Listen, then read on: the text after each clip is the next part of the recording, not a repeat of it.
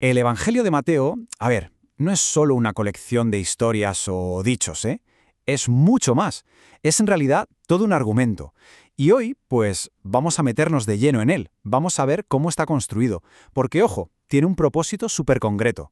Presentarnos a un rey. Y esa es la pregunta del millón, ¿no? A ver, ¿cómo presentas a alguien que está supuestamente destinado a cambiar el mundo? ¿Cómo convences a toda una nación de que esa persona es la que llevan siglos esperando?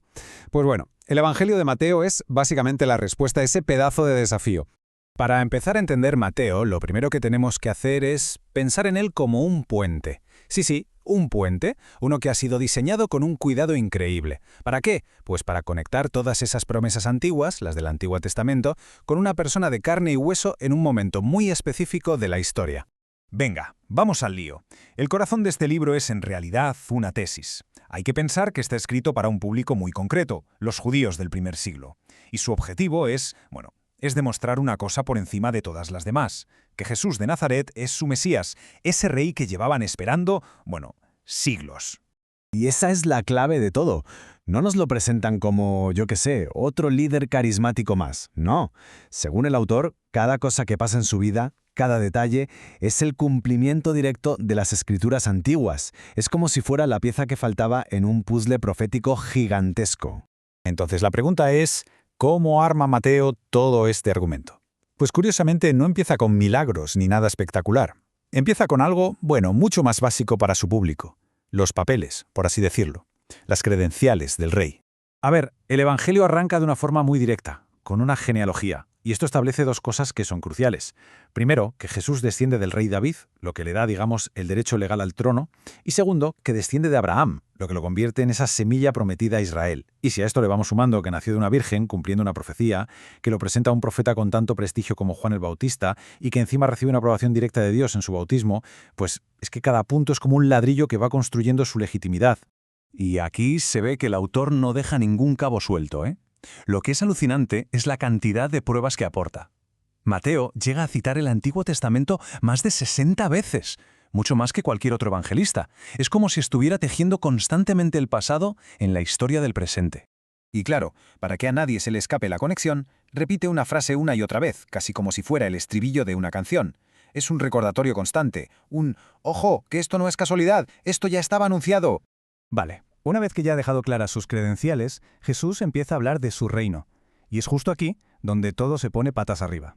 Olvídense de cualquier idea de un reino con poder terrenal, porque esto es otra cosa completamente distinta. Pensemos en el famoso Sermón del Monte. No es un discurso para convencer a los de fuera, no. Según se plantea, es más bien como una especie de constitución para sus propios seguidores. Son las normas, las reglas del juego, para los ciudadanos de este nuevo reino. Y este punto es que lo ilustra a la perfección. No va de mejorar un poco la ley que ya existía, no. Va de trascenderla, de ir mucho más allá. El listón ya no está en lo que se hace por fuera, sino en lo que mueve por dentro. Pasa de ama a tus amigos a ama incluso a tus enemigos. O sea, es una ética radical. Es que los valores de este reino son, literalmente, lo contrario a los valores del mundo. Que el poder está en servir, que la riqueza está en dar, que la grandeza está en ser humilde. Es como si nos presentaran un sistema operativo completamente nuevo para el ser humano. Claro, como es lógico, un mensaje tan radical no fue recibido con los brazos abiertos por todo el mundo, ni mucho menos. El ministerio de Jesús provocó una división enorme, un auténtico choque de reinos. A pesar de los milagros, de todo lo que enseñaba, la reacción de la gente fue de todo menos uniforme. Había de todo, desde las dudas de su propio precursor, Juan el Bautista, o la hostilidad total de los líderes religiosos, hasta la simple indiferencia de las masas o incluso el rechazo de la gente de su propio pueblo. Y todo esto en un contraste brutal con la fe que tenía un grupito muy pequeño de seguidores. Y todo esto nos lleva a un momento que es clave.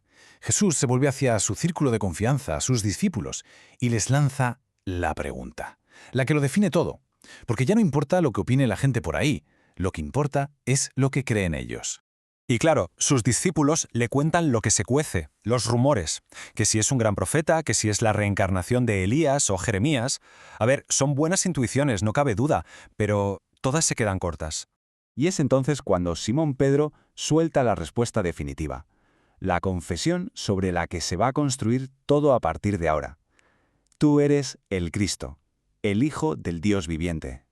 Ya está, esa es la confirmación. Su círculo más cercano por fin lo ha entendido. Pero justo cuando parece que ya lo han pillado, Jesús da un giro de guión totalmente inesperado. Les explica que el camino de este Mesías no va hacia un trono, sino hacia una cruz, que para ser el Salvador primero tiene que sufrir. Y con esto llegamos al clímax de la historia, a la coronación del rey. Una coronación que, bueno, ocurre de la forma más paradójica e inesperada que uno se pueda imaginar. El camino hacia su trono empieza con una traición. Su coronación es una corona de espinas que le ponen para reírse de él. Y su proclamación real es un cartelito clavado en la cruz que dice «Rey de los judíos». Es una ironía tremenda. Son sus propios enemigos los que, aunque sea para burlarse, declaran quién es en realidad. Pero es justo ahí, a través de la muerte, donde demuestra su poder definitivo, al resucitar. Después de resucitar, sus palabras ya no son de sufrimiento para nada, son palabras de autoridad total. Tras haber vencido a la muerte, ahora reclama todo el poder. Y con ese poder, envía a sus seguidores a que anuncien su reino por todo el mundo. Y el autor cierra su narración de una forma, con una simetría perfecta. El libro empieza con la promesa de Emanuel, que quiere decir Dios con nosotros, y termina con la promesa de ese mismo rey ya resucitado, y sabed que yo estoy con vosotros todos los días hasta el fin del mundo. Al final, toda la historia va de eso, de la presencia de Dios en medio de la gente. Así que el Evangelio de Mateo nos deja con esta paradoja tan potente.